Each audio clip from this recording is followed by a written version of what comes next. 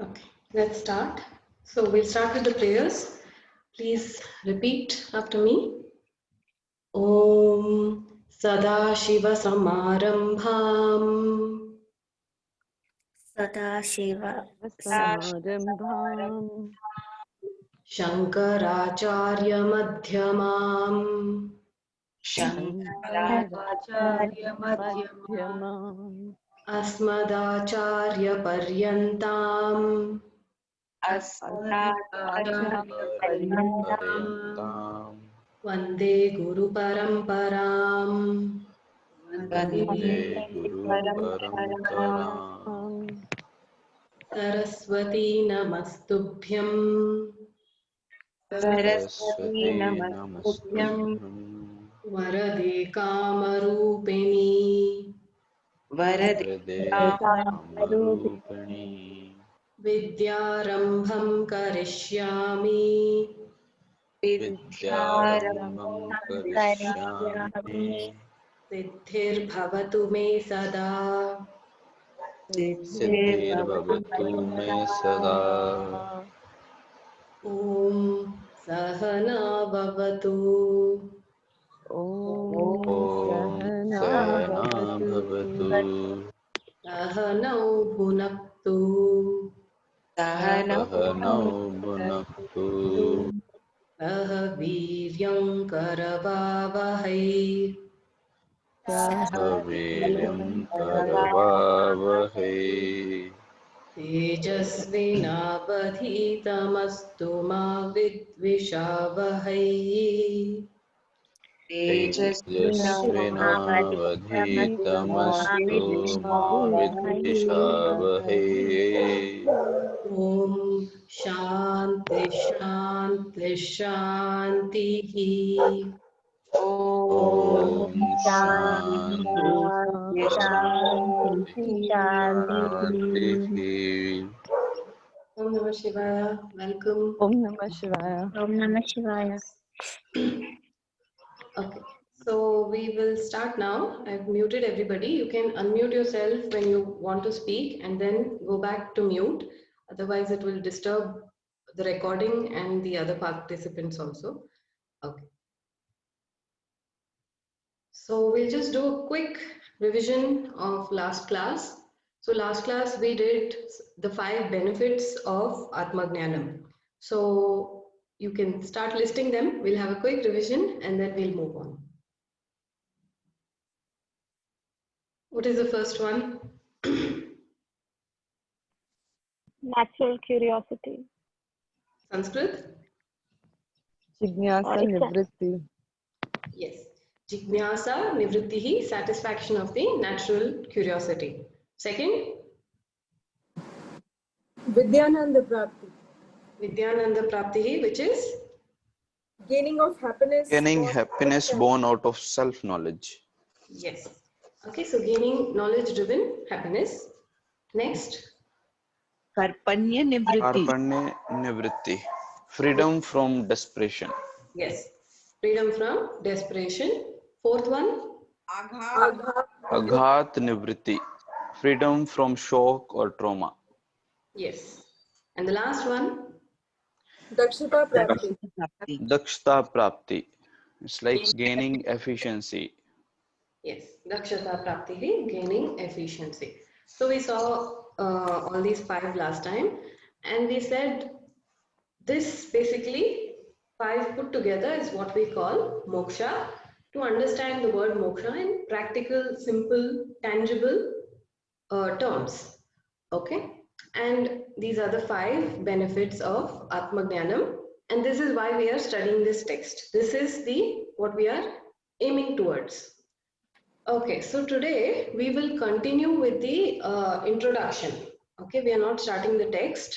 That we will start next class.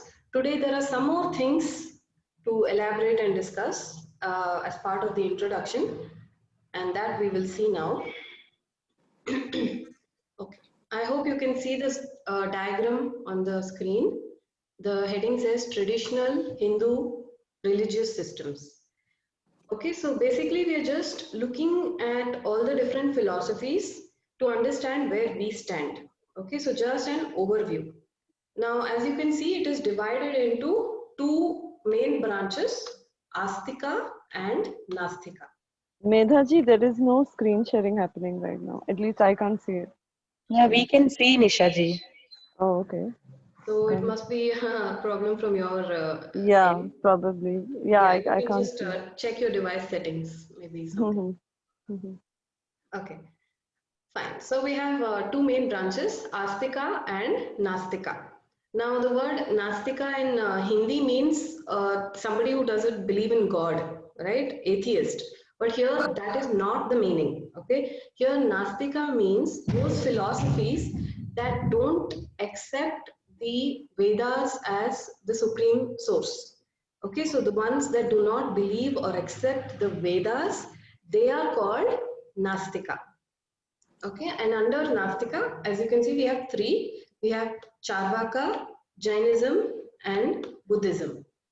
Okay, so Buddhism and Jainism are fairly popular, and although they are actually kind of similar to Hinduism in many aspects, they come under the Nastika group.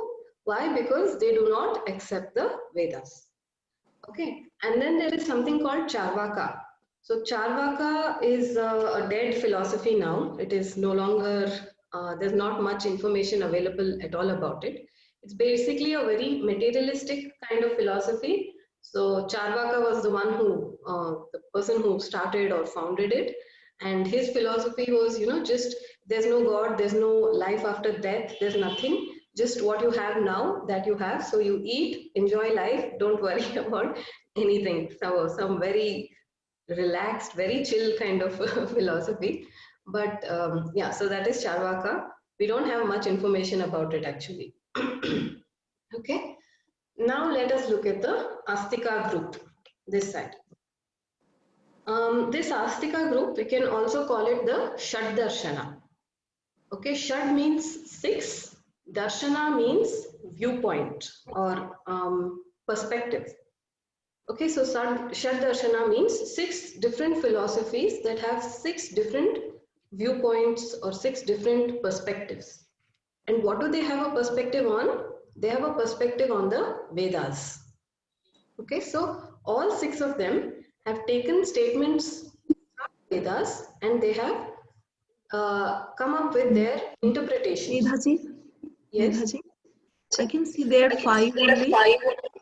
Yeah, so actually in this table it is given five, but these two are counted as two separately. So that's how it becomes six. So here they have given only Mimamsa and then divided into two, but generally we don't do that. We count this as five and this as six. Okay, so Shad Darshana, six philosophies having six different viewpoints. So they all have different interpretations of the Vedas, and that is how they have come up with their own schools of thought, own philosophies. Okay, so just to help you understand how this works, just as an example, now don't look too much into it, it's just an example. So the Vedas say that there is heaven. Okay, there is Swarga. Swarga is heaven. Right? So if the Vedas say there is heaven, you cannot say there is no heaven because Vedas are saying there is heaven. But what is heaven is open to interpretation, right?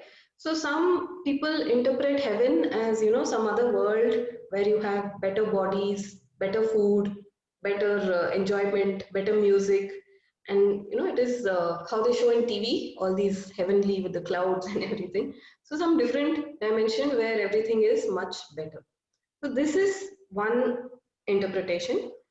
Another interpretation can be within Earth itself, there are some, say, countries that are very developed, peaceful countries, well developed, where the standard of living is quite high.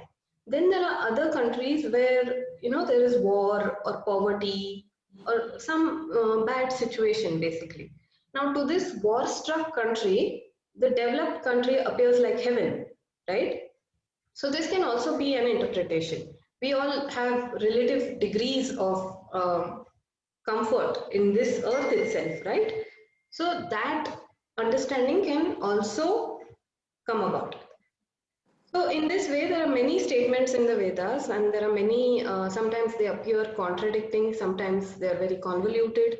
Okay, so all of these schools, they have designed their own, understanding and interpretation of these. So generally we look at them in pairs because they complement each other. So Sankhya and Yoga, Nyaya and Vaisheshika, and Purva Mimamsa and Uttara Mimamsa. So Sankhya and Yoga, this is kind of famous. So Sankhya is again a philosophy. It has two main principles called Purusha and Prakriti, and they are infinite, both are infinite principles, and they talk about the creation of the world, and a lot of emphasis on the blueprint of creation is given. And then there is Yoga, which is a practical application of Sankhya for liberation. Okay, and the famous ones are Patanjali's Yoga Sutras. Then there is Nyaya and Vaisheshika. Nyaya is a study of using logic, and Vaisheshika is a kind of an atomic theory. They talk about atoms, and based on that, how creation and things happen. And then, so all of these, actually all six are different from each other, okay? What they define as liberation, what they define as God, whether they even talk about something called God, all these are, quite different, quite distinct among each of them. The group that we pay special importance to is the Mimamsa group. Okay, so this is relevant to us. Mimamsa means enquiry. Okay, Mimamsa means enquiry. Now there are two under this, as you can see. There is Purva Mimamsa and Uttara Mimamsa. Purva means the former, Uttara means the latter. Okay, so the first one and then the second one. Two kinds of inquiries. Now let's understand this. So basically, if you look at the Vedas, you can divide the Vedas into two portions. Okay, so the first portion talks about the rituals, the pujas, the the hymns that you would chant, and all these homas, havans, all the different pujas, worship, rituals, all these things are described in the first portion of the Vedas. This is called Karma Kanda. Okay, this first portion is called Karma Kanda. The second portion is called Jnana Kanda, and as you can guess, it talks about Jnanam, knowledge. Okay, so it talks about more about Atman, Brahman, these kind of knowledge-based topics. Okay, so this is the difference between the two portions of the Vedas, Karma Kanda and Jnana Kanda. Now, an inquiry into the Karma Kanda, analysis and inquiry into the Karma Kanda portion is called Purva Mimamsa. So as you can see, it is written here, Vedic rituals and hymns. So all the different pujas and hymns and all these things, they come under this Purva Mimamsa classification. Now, we come under the Uttara Mimamsa classification. Okay, it is also called as Vedanta. Now, what is Vedanta? So some people translate Vedanta as end of knowledge. Okay, but actually if you look at it, that is a meaningless translation. What is end of knowledge? How do you even begin to make sense of end of knowledge? Right? So it is not end of knowledge, it is end of Vedas. Okay, end of Vedas means the last portion of Vedas, the Jnana Kanda part. Okay, and the end of Vedas, that last portion, Jnana Kanda portion, it is also called as Upanishads. Okay, so Vedanta is equal to Jnana Kanda is equal to Upanishads. And an enquiry into this Upanishad or into this Vedanta, that is called Uttara Mimamsa. Okay, so this is an inquiry into the knowledge portion of the Vedas. Is this clear till now? Yes. Yes. Medha, it's not the same as Bhagavad Gita Sankhya Yoga, right? The Sankhya and Yoga, these are different, right? No, these are, oh, the second chapter of Bhagavad Gita, Yeah, Sankhya Yoga. second No, chapter. no, that is different. So there, Sankhya means Jnana Yoga. This Sankhya is the name of that philosophy. Okay. Okay. So this is of special importance to us. As I told, we are Vedanta students. Now under Vedanta also you can see so many branches, right? You can see Advaita, Vishishta Advaita, Dvaita, all these different things. So we are Advaita Vedanta students. Now within this Vedanta branch itself, there are again many different interpretations, okay, that different acharyas and different schools have. We are under the Advaita bracket, and we come in, you can say, Shankaracharya's lineage. There are others also, but Shankaracharya is one of the main teachers, so in his lineage. Okay. Now at this point, I just want to tell you that it is recommended that you refrain from the other schools of thought for a period of at least 1 to 2 years as you study Vedanta. Okay, so as you study Vedanta, it is better to avoid all other books, all other teachers, all other schools of thought. Why? Because it is like trying to follow, because if you do that, it is like trying to follow a recipe from two different cookbooks. Maybe the same recipe, but if you follow from two different books, you are going to end up with a mess. Very accidentally, you may not end up with a mess, you may end up with something superior, but that is a very rare case. Generally, if you try to follow two recipes from two different sources, you're going to, spoil it. So in the same way, as you progress in this study, and if you are, simultaneously referring to another school, there's going to be a lot of confusion. It's going to give you a lot of questions in the mind, and you're going to end up with a lot of conflict. It'll be like, okay, they are saying this and they are saying this. Which one do I follow? How do I reconcile the two? And many times, reconciliation is not possible. Okay, so then it results in a lot of conflict in the mind. So we say that it is better for at least a period of 1 to 2 years as you study Vedanta to avoid all those other philosophies. Then once the framework is set in your mind, then whatever you read, you will interpret it correctly. No matter what is given to you, you will understand it the way it is supposed to be understood. Okay, so even from other philosophies, so if after the framework is built in your mind and you have a very strong foundation, then if somebody gives you something else to read, either you will catch the logical flaw in that argument, or you will understand it correctly the way it has to be understood. Okay, so for this reason, generally we ask that you avoid other schools for a period of time. Okay. Now, so I said that we are Advaita Vedanta students. Now, when it comes to within Advaita, we we need to have a source of the knowledge.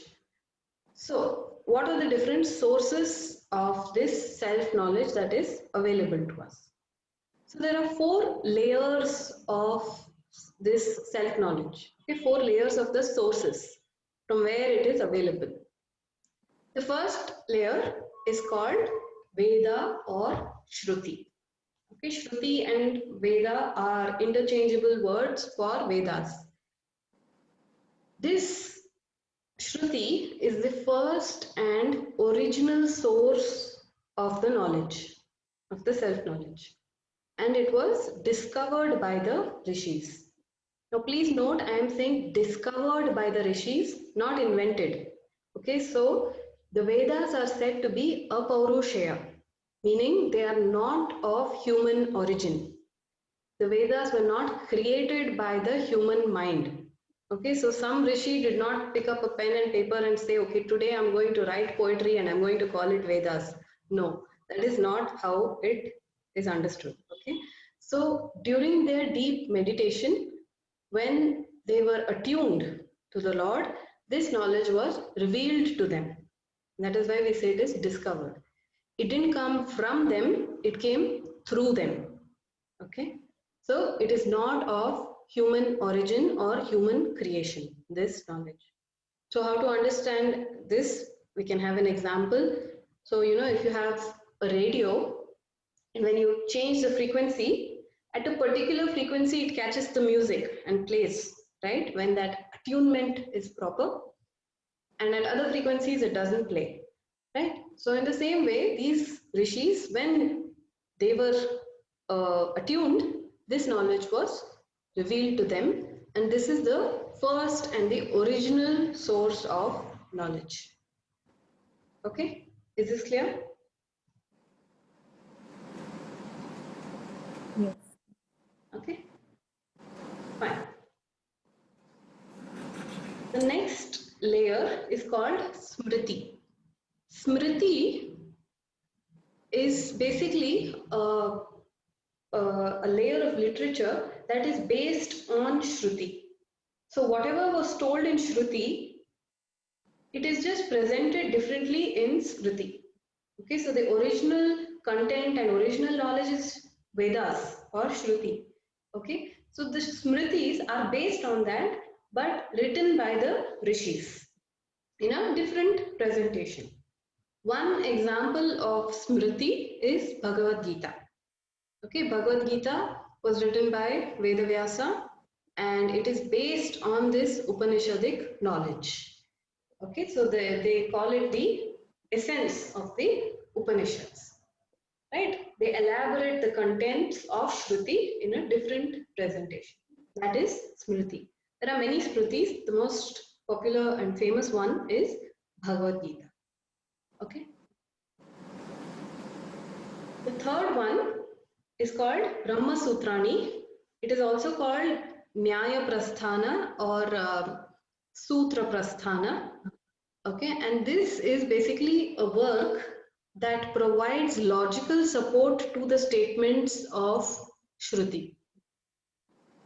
And so there are elaborate discussions and debates that happen in Brahma Sutras, and they use logic and reasoning to support the statements of Shruti. It is a very high level logic, high level intellectual kind of text. Okay, and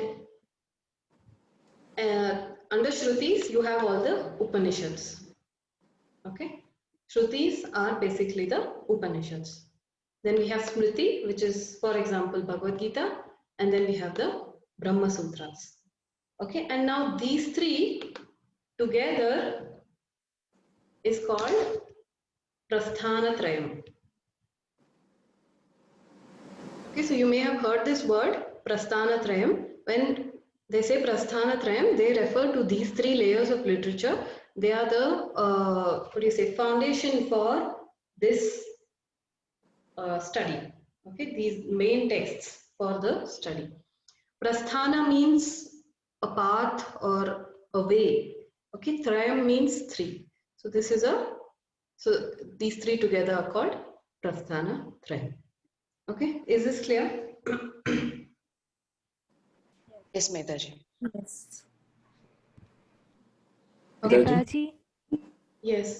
can I ask a question? Yeah. Which school of Vedantic knowledge does Bhagavad Gita belong to? Advaita Vedanta. Like Vedanta, but within that there are different interpretations. We are going with Advaita Vedanta. Okay. Medhaji,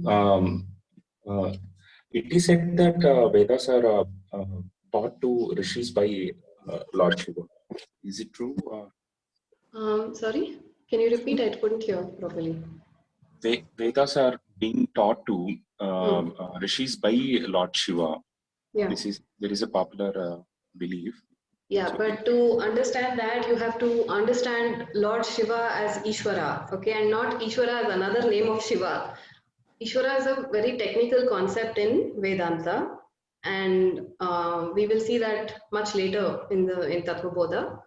So when you understand Lord Shiva as Ishvara, then the statement makes a lot of sense.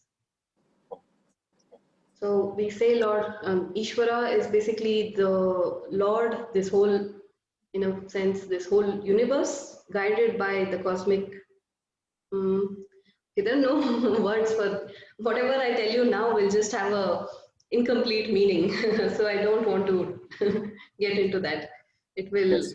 cause confusion. So you just have to wait a few more classes, and then once the terms are understood correctly, then the statement will make more sense. Okay. Okay. Fine. So with this, we have seen Prasthanatrayam. Now there is a fourth layer of literature called Prakaranam.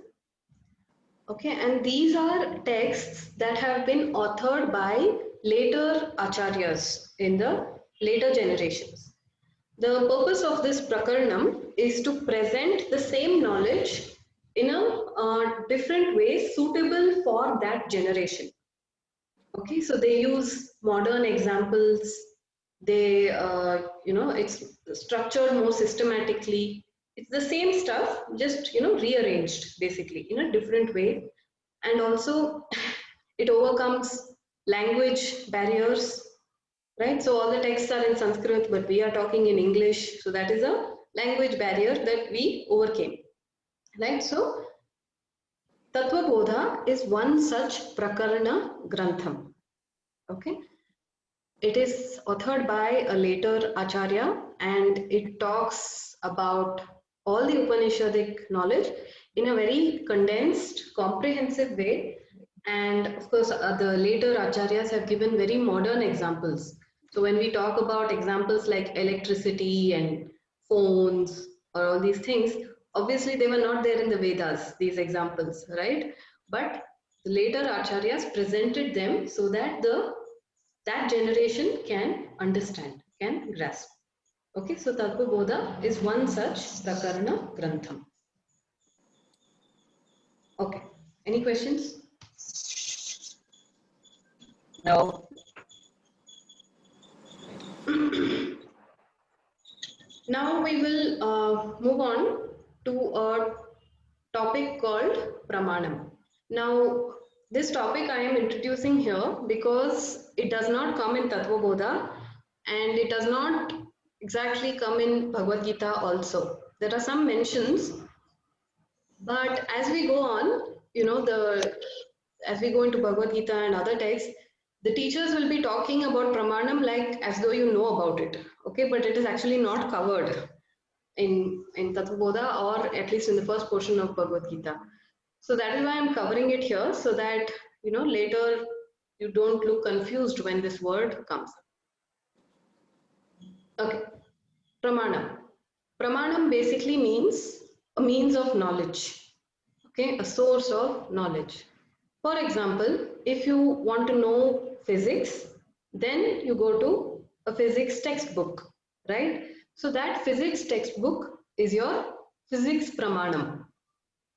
Okay, it is a means of knowledge for physics. Now, supposing you want to know color, then what is the pramanam? Don't say coloring book. Eyes. Eyes. Eyes are the pramanam for color, because eyes are the means of knowing color, right? Eyes are the means by which you know color. Now, the word pramanam comes from the root word prama. Prama means to know or correct knowledge. Okay, so this is, to know. Now, when you know something, when you have to know something, there are three things involved, three factors involved. Any guesses what they are? Which are the three things involved for you to know anything? Pratyaksha, Vishya, Anumana, Agama. Mhm. Pratyaksha, which we see and which we infer, and we get the source of it. Okay. What else? Seeing, seer, and seen. Hmm? The senses. Okay. Okay. I'll give you an example. You know, look at this pen. Supposing I say, I see this pen. What are the three things? Pratyaksha. Oh, the object, subject, and Yes, absolutely. So Yeah. subject, the object, and the means of knowing it. Means of knowing it. Yes. So if I say I see this pen, what is the object, which is the known thing? What is that? What is that which is known in the statement? I see this pen. pen. Pen. Pen is the object, right? Pen is the thing you know, so it is the object. Next, what is the subject, the one who knows? Seer, the observer. Who knows this pen? Subject. The subject is, in this case, me. Right? I see this pen, so the subject is me. And how do I see this pen? Through eyes. With eyes. With the eyes. So there are three things. There is subject, object, and there is the means of knowledge. And all these three things have three technical names. They are called Pramatra, the subject or the knower. In the pen example, it was me. I am the subject. Pramanam is the means of obtaining the knowledge. Right? In this case, it was my eyes. With the help of my eyes, I was able to know about the pen. Then there is Prameya, the object or the knowable thing. Right? And that is this pen. Right? So you get the distinction. There is subject, object, and the process of knowing. The means of knowing. You get the difference between these three things? Down here. Yeah. Okay. So there are three things. Okay. Now, when we talk about this pramanam, this is important to us. This means of knowing anything, this is important to us. And in Vedanta, we accept 6 ways of knowing something, 6 valid pramanams. Okay, and that is what we are going to see today. We accept 6 valid pramanams, and they are the types of pramanam. There are 6 of them. Okay, the first one is called Pratyaksha Pramanam or direct perception. Okay, so Pratyaksha, it breaks as Prati plus Aksha. Prati means in front of, Aksha means eyes. So, in front of the eyes. Basically, immediate cognition. That which is available right in front of you for you to see. Now here it is not only the eyes, but it also includes all the 5 sense organs. So your eyes, ears, nose, mouth, the tongue and the skin. All 5 are included. Okay, so this is Pratyaksha. All of these 5 put together is called Pratyaksha, the sense organs. Okay, is that clear? Because they give you some knowledge about the outside world. And it is very unique, right? Only your eyes can see. Can your ears see? No. No. Can the eyes hear? No. No. It is unique, right? If you have to see color, you have to use the eyes only. Nothing else can be used, right? So it is very unique. It conveys some definite knowledge to you, and it cannot be contradicted also by any other pramanam. For example, if your eyes tell you that this is purple, can your ears tell you that no, this is not purple in any way? No. No. No, right? The ears have no role to play here because they cannot even sense color, right? So it is unique and cannot be contradicted by any other pramanam also. Okay, so this is pratyaksha, direct perception. Okay, now the next one is called anumanam or inference. In this, there is some new knowledge got based on some existing knowledge. For example, suppose I tell you there is smoke over there. So what is the inference? Maybe there is fire. There is a fire, right? So in Sanskrit we say yatra yatra dhumaha tatra tatra agnihi. Wherever there is smoke, there is fire. How do you know this? Because in the past, whenever you have seen smoke, it is accompanied by fire, right? So you already have that existing knowledge. You have a relationship between smoke and fire. Now what do you do when you see smoke? You are able to make an inference that yes, there is fire over there, right? So this relationship is called vyapti. So don't worry if the words are getting confusing. This is not going to come in any exam or anything. It is, if not now, you just come back, revise the recording, and it will make more sense after some time. Okay, so this relationship is there between smoke and fire, which is called concomitance. Okay, and there are 3 steps in Anumanam. The first step is perception. Perception is you see the smoke. Second step is concomitance. That is, there's a relationship between smoke and fire which you are already aware of. And the third step is the conclusion. What is the conclusion? That because I see smoke over there and because of the relationship of smoke and fire, the conclusion is that there must be fire over there. Okay, so this is called anumanam, right? Knowledge based on some existing knowledge. Next is called upamanam or comparison, analogy. This,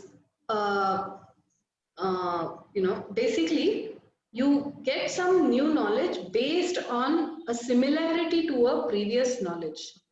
For example, suppose you have a cow at home, a cow, and then you go to the forest and there you see a wild cow. So what you say that this wild cow looks like my cow. Okay, looks like the cow I have back at home. Right? So in this case, you have never seen the wild cow before, but it looks similar to this cow at home. So based on this similarity, by comparing, you are able to get some new knowledge.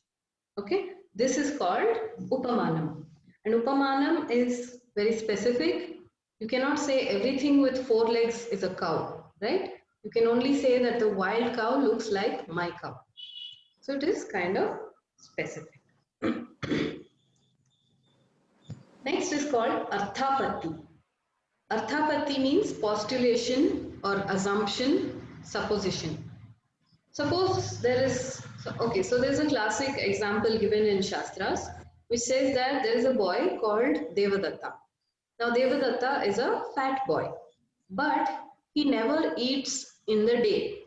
So what is the assumption?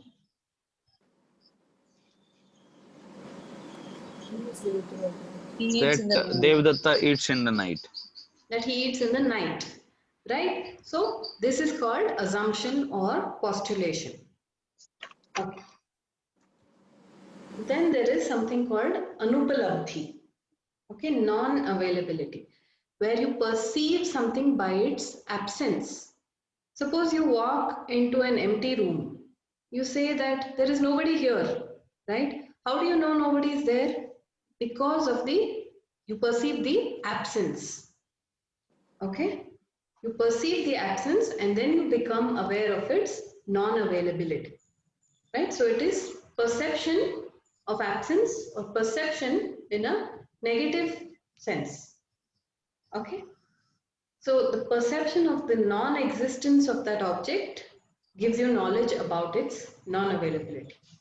Basically, you see it's not there, and then you realize it is not there. Okay, so this is anupalapti, non-availability.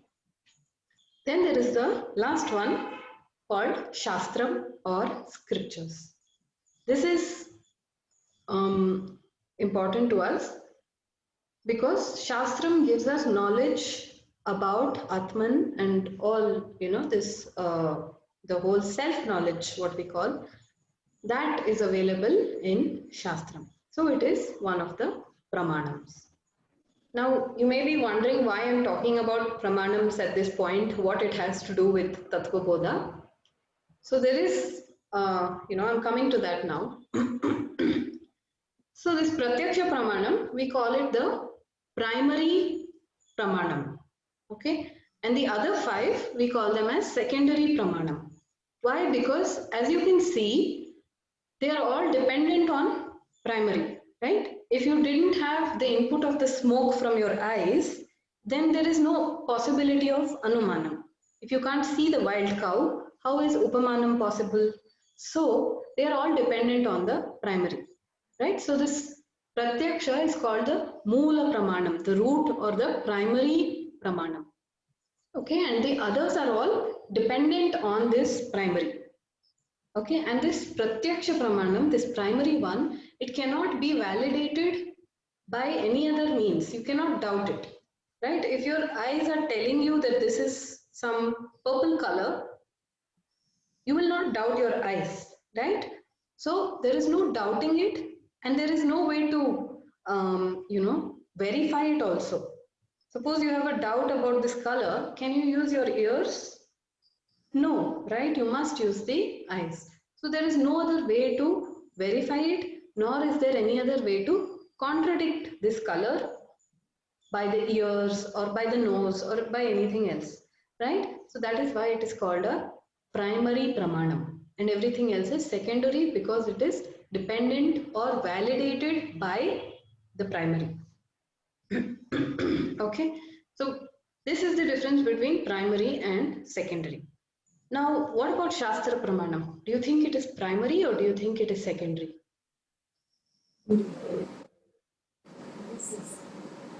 It's secondary. Okay, why? Because scriptures are discovered by someone. So so there was some another person before it arrives to us. No. Okay. So basically, the approach to Shastram must be like as though it is a primary independent source of knowledge. Okay, seems counterintuitive, but that is how it is. Okay, so this Shastram reveals knowledge that is otherwise not accessible to you by any other way. You cannot use your Pratyaksha Pramanam for this knowledge. You cannot use any instrument of science for this knowledge. There is no other way for you to get this knowledge other than Shastram. Okay, and that is why Shastram becomes or should be treated as a primary Pramanam. Okay, so for example, if you have a doubt on the color of this pen, what would you do?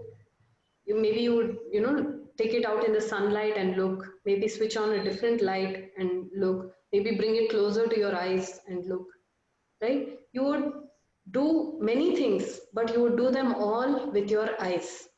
If you have a doubt about this color, there is nothing else for you to use except your eyes, right? You have to use the eyes, re-examine, re-study, whatever, and use the eyes alone to get to the final conclusion. There's literally nothing else you can use, right? When it comes to Shastram, when it comes to this self-knowledge, this Atmajnanam, there is no other source. Okay, only Shastram is the source. And so it's like, if you have a doubt in the understanding, or if, the self-knowledge, if any doubt is there or any you don't have clarity, you have to come back to Shastram only, you have to re-examine, you have to re-study, you have to reanalyze, and you have to use the Shastram only. There is no other way. Okay, and this knowledge is such that it cannot be verified by Pratyaksha, by Anumana, by any of these things, and it is its own independent source, and that is why it has to be treated like a primary source. Okay, and this is the key takeaway from this topic of Pramanam. This Pramanam is like the way you don't doubt your eyes, in the same way you don't doubt the Shastra. Okay, because the eyes, it is so natural to trust your eyes, right? In the same way, the trust on the Shastras also must become natural, because this is the only source for this knowledge. Is this clear? Yeah, but Medhaji, this Pratyaksha can deceive us, right? Yes, Pratyaksha can deceive you, but Shastra will not deceive you. Yeah, that's why. So, will it fall under primary or something beyond it? No, it is still primary. Which one you're talking? Shastra. It has to be treated as a primary. It is still dependent on your Pratyaksha, right? You need your ears to listen and all that. But it is approached like a primary. Treated as a primary. The attitude towards Shastra should be as though it is a primary Pramanam.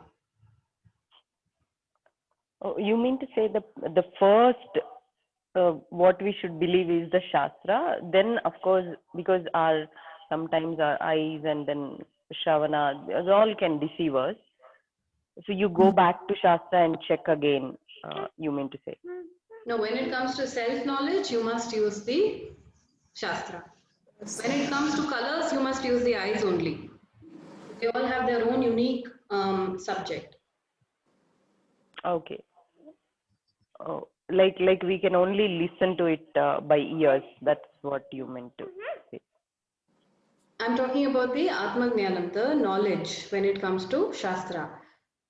So the knowledge has to be treated as a primary Pramanam, because, like I said, you cannot get it anywhere else, right? But the other five, the Pratyaksha, they are also primary. Why? Because you don't doubt your eyes or your ears. When you hear a sound, you know you have heard a sound, right? When you see a color, you know that this is the color. You don't need further verification. So that is the point. That when it comes to this Atmajnanam, this Shastra is the primary and independent source. Got it. Thank you. Okay. So this topic is actually a little bit out of the way, but it has to be covered because, later when we talk about certain things, it will be good if you know this. Okay, so that is why I picked it up. Now we'll come back to Tattvabodha. Okay. So why to study Tattvabodha? So why to study Shastra we saw last time, right? All Shastras are Moksha Shastras. Moksha, we said, is the fivefold benefits. This Tattvabodha, the aim of Tattvabodha is also Moksha. Okay, it is also a Moksha Shastra. So that is one reason. But why did we pick Tattvabodha before Gita or before anything else? Because we have to learn something called Paribhasha. Okay, Paribhasha is the technical terms or the jargon of a subject. Okay, so for example, when you go to physics class, there are some terms that you use in physics that you use only there, or even if it is a common word, then there in the chemistry class or physics class, it has a particular meaning. For example, if you talk about chemistry, there's a word called compound, right? In chemistry, the word compound means you join together a bunch of elements and you make a compound. But if generally you're saying compound, it is also a compound wall, or basically a area That can also be compound. But when you say it in the chemistry class, nobody is thinking of the wall. Everybody is thinking of the bunch of elements joined together, right? So that compound becomes a paribhasha or a technical term in chemistry. Okay, like that, there are many examples. Another example is when we say bug, this is a bug. But suppose you work in an IT firm in software, then this is a bug, right? So if you're in an office and you say, oh, there's a bug, nobody says where, right? They don't think of the insect, they think of the computer error, right? So even in Shastra, there are a lot of technical words that have very, very specific meanings and, you know, defined, well-cut, clear-cut meanings. Okay, so those are called paribhasha. And that same word, if you use in different philosophies, it has different meanings. And if you use in Vedanta, it has a different meaning. Okay, one such example, for those who have done TTC, you would be knowing this. Any idea? One is subconscious mind. In one case, it is subconscious mind, and in one case, it's whole. Which one is subconscious and which one is? In case of Vedanta, it is? Vedanta is? The whole thing. Or opposite, maybe. It is the other way. So the answer is correct. It's mixed up. So in Raja Yoga, when you say chitta, it means the whole mind. It refers to the whole mind. But in Vedanta, when we say chitta, chit, it refers to the subconscious mind. Okay. So like this, there are many words, and Sanskrit is one of those languages that, you know, the word meaning changes according to the context. The same word can have different meanings depending on how it is used. So always you have to look at the whole sentence and the whole context before you can interpret. So this interpretation, this understanding and this paribhasha, this idea we get very nicely in Tattvabodha because all the words are defined very nicely. So then when you go to Bhagavad Gita, you don't have to spend time about defining the words. You already know the words, then you can understand the concepts much better. So what Krishna is telling will be understood much better if you know the words that he is using. Okay, so that is why we start with Tattvabodha, then we move to Bhagavad Gita. So it's like, you know, primary school, high school, then college would be your Upanishads, and Brahma Sutras would be your PhD. Okay, so this is the flow that we follow. Okay, so there's just 5 minutes. Do you have any questions? Yes, I have. I'm not sure if relevant. Maybe I did not understand correctly. When you said that the Shastra Jnanam, that is the self-knowledge, it cannot be acquired in any other means other than Shastras. So then my question is, Rishis acquired it without Shastras, because before that, the Shastras came from them only. So of course, they acquired it directly. You cannot say Attuned. You said they attuned themselves with that original knowledge which already existing always ever. So then that means so there that is a way. Maybe that we is are have come from Ishvara himself, as in you know, taught or received by Ishvara himself.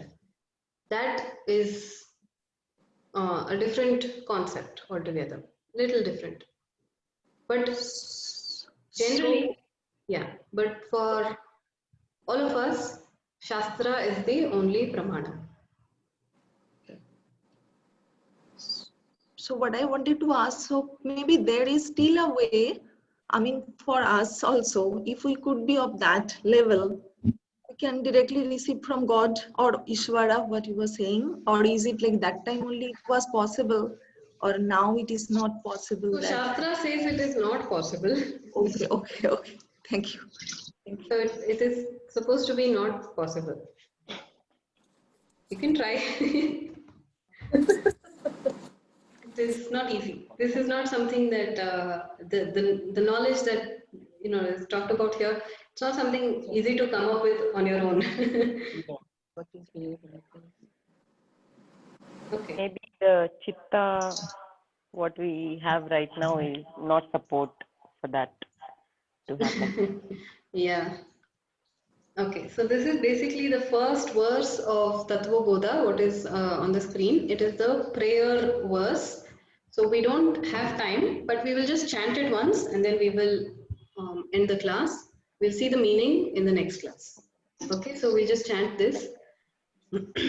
Vasudevendra Yogindram Vasudevendra Yogindram Nattva Jnanapradam Kurum Jnanapradam Kurum Mumukshunam Hitarthaya Mukshunam Hitarthaya Tattvabodho Vidhiyate.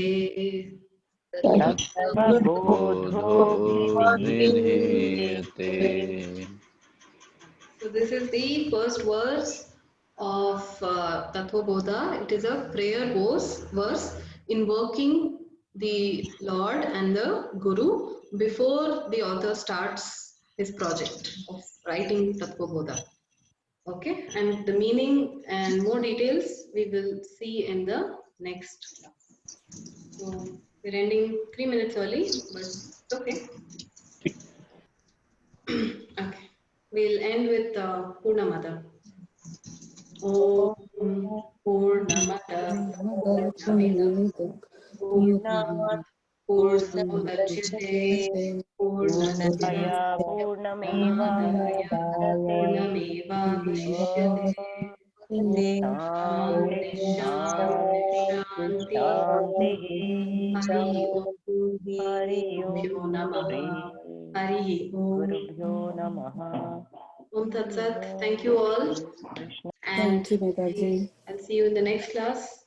And we will Thank you, Medha. proper. Thank you. Thank you. Have a nice weekend.